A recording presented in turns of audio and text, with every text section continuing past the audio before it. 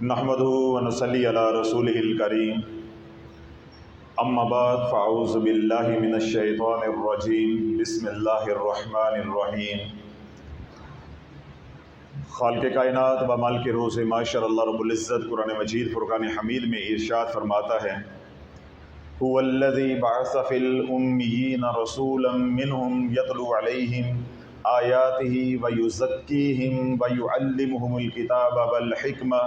وَإِن كَانُوا مِن قَبْلُ لَفِي ضَلَالٍ مُبِينٍ۔ اور وہ اللہ ہی ہے جس نے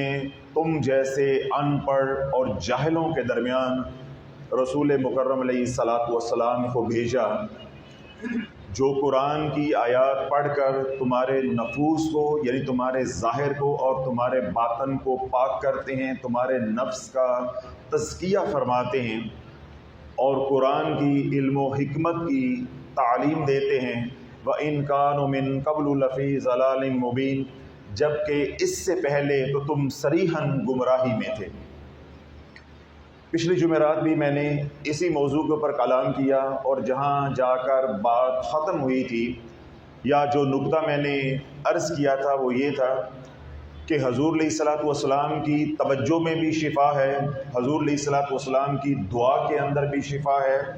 حضور علیہ الصلاۃ والسلام کی صحبت کے اندر بھی شفا ہے اور حضور علیہ الصلاۃ والسلام کے علم نبوت کے اندر بھی شفا ہے۔ یعنی یہ چار باتیں میں نے بتائی تھی آپ حضرات کو جو پچھلی جمعرات میں موجود تھے۔ سرکار علیہ الصلاۃ والسلام کی توجہ میں بھی شفا، صحبت میں بھی شفا اور دعا میں بھی شفا اور علم نبوت کے اندر بھی شفا۔ میں ایک ایک مثال دیتا ہوں تو انشاءاللہ یہ بات آپ کو سمجھ آ جائے۔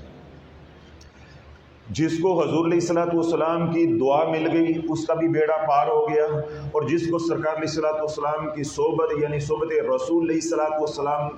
نصیب ہو گئی، وہ دنیا کا خوش نصیب انسان بن گیا، جن کے بارے میں رب نے قرآن اتارا رضی اللہ عنہم ورضوا عن ذلک لمن خشی ربہ۔ اسی طرح جس کو حضور علیہ الصلاۃ والسلام کی توجہ مل گئی وہ بھی کامیاب ہو گیا، اور جس کو علم نبوت میں کچھ حصہ مل گیا، فیض پا گیا، وہ بھی فیض یاب ہو گیا، وہ بھی فلاح پا گیا۔ اللہ کے نبی علیہ الصلاۃ والسلام مسجد میں تشریف لے کر آئے، جاڑے کی رات ہے، سردی کی رات ہے، مدینہ میں بارش موسلادھار ہو رہی ہے، نمازیوں کی تعداد بہت تھوڑی تھی، بجلی چمکی،